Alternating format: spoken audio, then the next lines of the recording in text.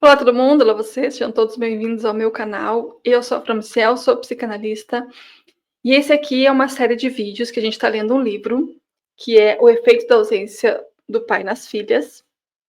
E se você ainda não começou a acompanhar, eu sugiro que você volte ao primeiro vídeo, está numa playlist em ordem, então comece acompanhando pelo primeiro vídeo para você ter o acompanhamento completo, tá bom?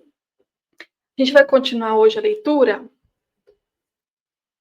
Mas antes eu preciso pedir que você se inscreva no canal, curta esse vídeo, compartilhe, comente e dê o like, porque é importante para o YouTube entender que esse conteúdo é relevante para você, que está sendo bom para você. E aí ele entrega para mais pessoas, que esse é o objetivo desse canal, né? Que essa ajuda, esse entendimento, esse acolhimento chegue para mais gente, tá bom? Vamos continuar então, a gente está lendo o capítulo número 1, estamos na página 21 do livro, caso você já o tenha adquirido. E o subtítulo desse capítulo que a gente vai ler hoje é Catástrofe da Ausência. No último vídeo a gente falou sobre a Aurora, né, da história da Aurora, e aqui vai continuar a leitura. Vamos lá então. Catástrofe da Ausência.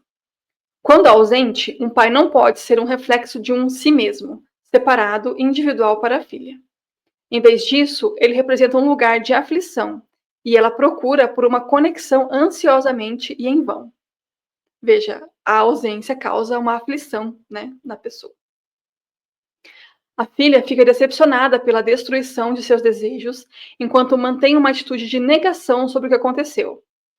Então ela acaba que idealiza, né, essa figura paterna que ela desconhece muitas vezes. Demora um tempo para reconhecer a catástrofe da ausência. Abre aspas. Os únicos paraísos que não podem existir são aqueles que estão perdidos. Mas aqueles que são desbloqueados pela coação, relutância, bajulação e humilhação atravessam seus limites sem presságio ou qualquer discernimento preliminar. Fecha aspas.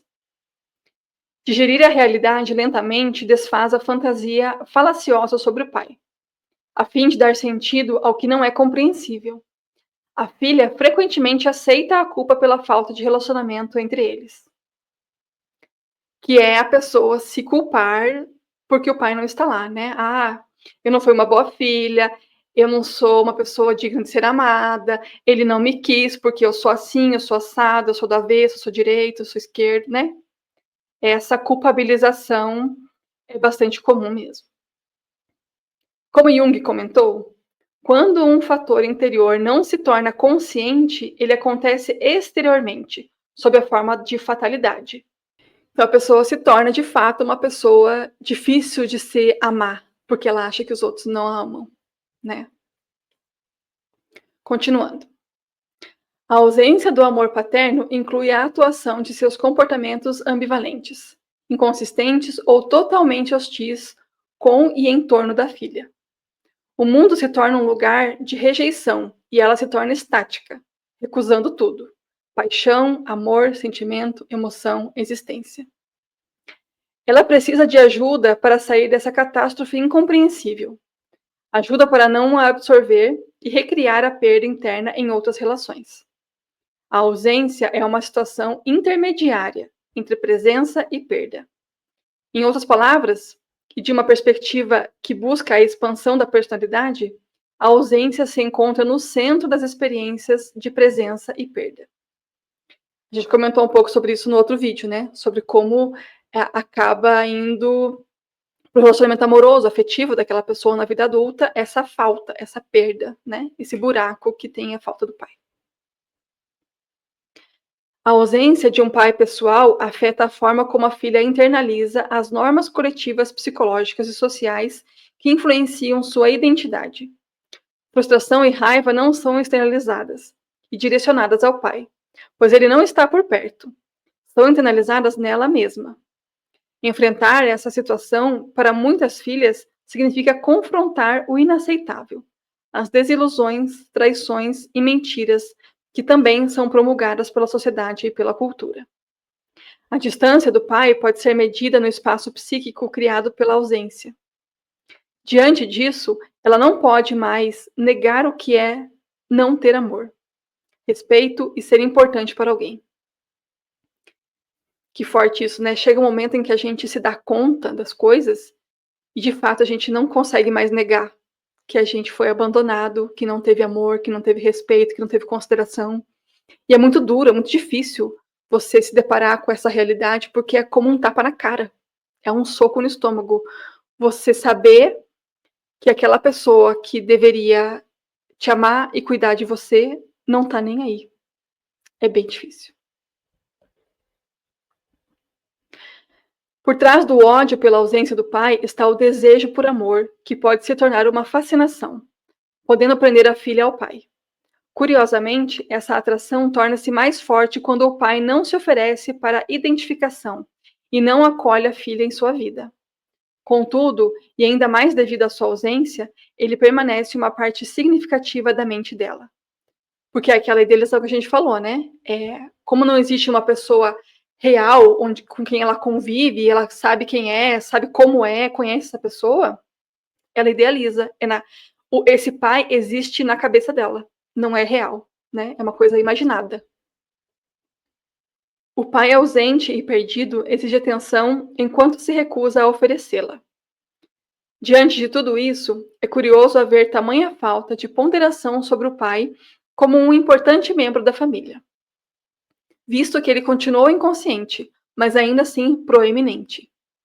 O fato de ele não estar ali não quer dizer que ele não exista, né? De fato, na vida daquela pessoa, ele existe como falta, como ausência. Aceitar essa história, tanto pessoal como cultural, consciente e inconsciente, é um processo complexo. As histórias aqui incluídas são narradas para desfazer as repressões acumuladas. O processo necessita que se entre nesse labirinto por meio do desejo, ansiedade, dor, luto e inconsciência, a fim de se abrir a outras experiências. Ao confrontar as questões com o pai, a filha infringe o anteriormente pai idealizado, ausente de tantas formas, a fim de acessar o que é real. Essa situação reflete o empobrecimento atribuído às primeiras experiências traumatizantes com o outro almejado e idealizado. Existe uma linha de estudo na psicanálise que é o ideal e a perda do ideal. Então a gente constrói na nossa mente uma idealização das pessoas, das coisas, das relações, e essa idealização ela não é a realidade. E quando a gente percebe que o nosso ideal não é o real, existe uma decepção que ela é tão profunda que ela é comparada com um luto. Então, a perda de um ideal, ela é a mesma dor de um luto, de você perder um ente querido, de ele falecer. Então, só vocês terem uma ideia de como essa dor é profunda, essa quebra, ela é de fato uma coisa que pode até causar depressão em algumas pessoas. A perda do ideal é uma depressão. Segundo o Oxford English Dictionary, a palavra ausente significa o estado de estar longe de um lugar ou pessoa, a não existência ou falta. A ausência inclui a ausência emocional do pai, mesmo se ele está fisicamente presente. A explicação dessas dinâmicas e seus efeitos está subposta, com a esperança de que pais e filhas saiam de velhas posições enraizadas para relacionamentos conscientes e satisfatórios. Em relação a isso, Jung disse: cada nova etapa conquistada na diferenciação cultural da consciência confronta-se com a tarefa de encontrar uma nova interpretação correspondente a essa etapa. A fim de conectar a vida do passado, ainda existe em nós como a vida do presente, se este ameaçar furtar-se aquele. As angústias da ausência não desaparecem. Os conflitos, confusões, dúvidas e depressão são fortemente sentidos. Até recentemente, uma estranha conspiração silenciosa e não explorada cercava a relação pai-filha. Não era discutida nem abordada, e era frequentemente ignorada. Práticas passadas de criação de filhos ofuscaram os efeitos do pai não estar por perto ou estar por perto, mas não presente ao mesmo tempo. Apesar do caráter generalizado e quase coletivo dessas experiências, a cultura ocidental tende a subestimar a necessidade de um forte envolvimento paterno desde o início da vida de uma filha. Historicamente, a filha era considerada de pouco valor e propriedade para troca. Ela pertencia ao pai e seus modos de tal maneira que sua ausência ou sua forma de agir, especialmente em relação a ela, nunca era questionada. O espaço intocado em torno do pai, psicológica, pessoal e culturalmente, inunda sua influência sobre o inconsciente. Podemos pensar que isso foi mais prevalente no passado, mas ainda é notável na dinâmica familiar atual da cultura ocidental. Embora escrito há muitos anos, o seguinte ainda é aplicável. Donald Winnicott, psicanalista e pediatra britânico, disse que, abre aspas, a pouca profundidade ou detalhe sobre o papel do pai também era devido à sua definição tão pequena na família e porque não era significante como uma pessoa do sexo masculino naquele espaço. Fecha aspas. Muitos pais ainda acreditam que os cuidados e o relacionamento emocional necessário virão da mãe, enganando a si mesmos e suas filhas. E a gente vê isso muito mesmo ainda acontecendo hoje, né? Esse papel ser apenas da mulher é uma coisa que a gente precisa começar a mudar. Os pais precisam se envolver emocionalmente com os filhos. O pai não é só essa figura de corte, né? Essa figura de castração.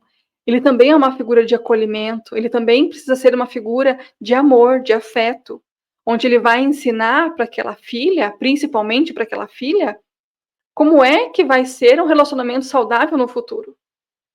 Como é que o marido tem que tratar a esposa? A referência que ela vai ter é o relacionamento que ela teve com o pai dela. Hoje a gente tem um pouco mais de clareza sobre isso, mas a gente ainda vê uma resistência dessa relação afetiva entre os homens e seus filhos, né? Espero que acabe mudando. Em suas ofertas escassas e sem as experiências com os pais amorosos, as filhas são deixadas com um buraco onde o amor paterno deveria estar. Eles têm efeitos contagiantes quando presente de forma ausente. A filha pode tentar agradar ou salvar o pai, a fim de obter pelo menos um aspecto de ter um pai. E aqui, de novo, a gente vê esse comportamento se repetindo na vida adulta, né? Refletindo na vida adulta. A criança, quando ela precisa ficar agradando os pais para receber amor, ela vai fazer isso na vida adulta. Ela vai ficar agradando as pessoas para receber amor.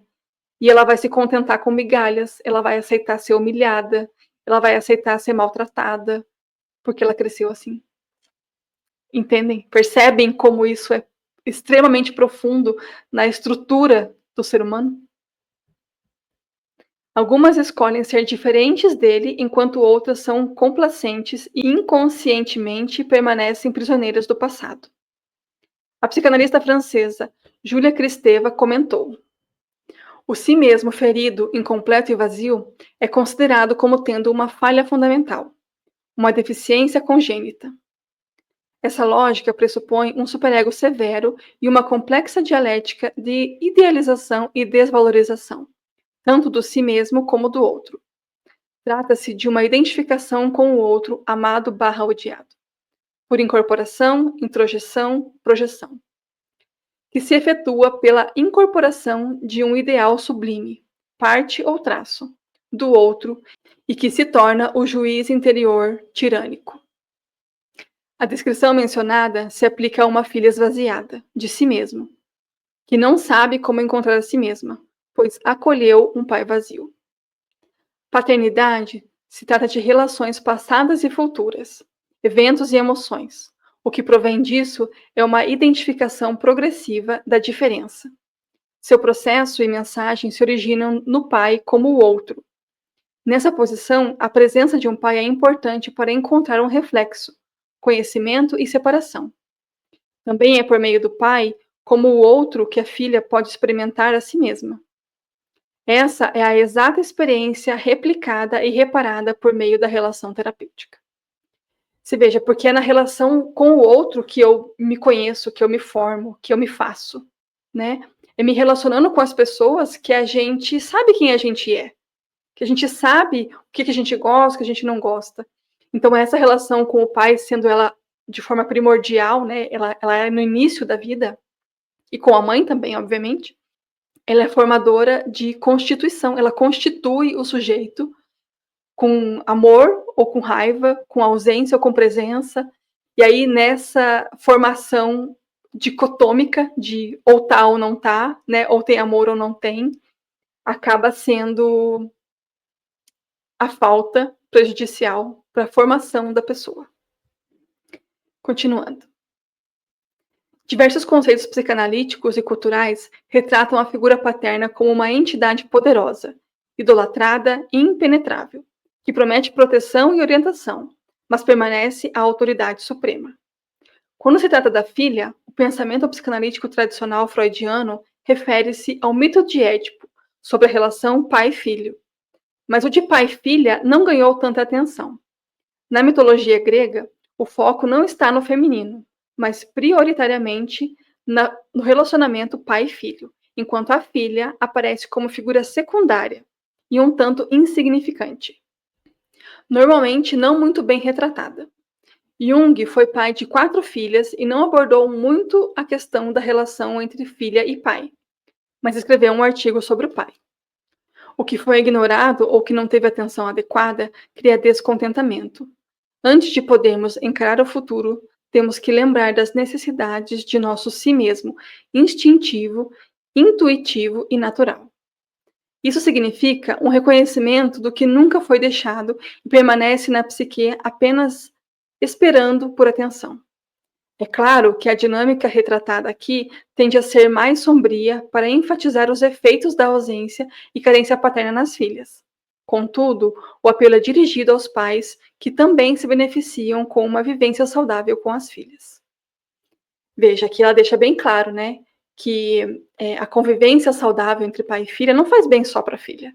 Faz bem também para o pai, né? Aquele ser humano que está ali dedicando amor a alguém, amando alguém, cuidando de alguém. Isso também é muito saudável, é muito proveitoso. Essa relação amorosa, ela é via de mão dupla, né? Então, quando você dá amor ao seu filho, você também recebe amor do seu filho. Quando você dá atenção, você recebe atenção. Quando você dá cuidado, você recebe cuidado. Então, isso é uma coisa importante a gente falar. A gente escolhe como a gente vai ter as nossas relações. Se a gente tem dificuldade de agir de uma forma que a gente acha melhor, talvez a gente tenha que olhar para o nosso passado. Mas a gente vai viver olhando para o futuro. Então, é bem legal esse livro, porque a gente faz essa terapia, né? A gente olha para trás, a gente vê como a gente foi constituído, como a gente foi estruturado, e a gente pode, a partir desse novo ponto de vista, desse novo entendimento, criar e mudar a nossa realidade hoje. Né, mudar o nosso comportamento hoje, mudar nosso ponto de vista de hoje.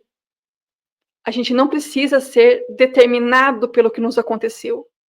A gente pode, sim, entender o que aconteceu, a gente não tem como mudar o passado, mas a gente pode, sim, mudar como a gente entende e lida com isso hoje. Muito obrigada por acompanhar até aqui. Não se esqueça de curtir esse vídeo, dar um like, se inscrever no canal, comentar, compartilhar. É muito importante essa interação com o YouTube para que o algoritmo entregue para mais pessoas. Eu estou achando muito valioso esse livro, é um material bastante profundo e importante, e ele é muito comum a muitas pessoas. Então ajude o algoritmo a distribuir para todo mundo que precisa. Deixe seu like, se inscreva no canal e a gente se vê no próximo vídeo. Um grande beijo, boa semana e até lá. Tchau!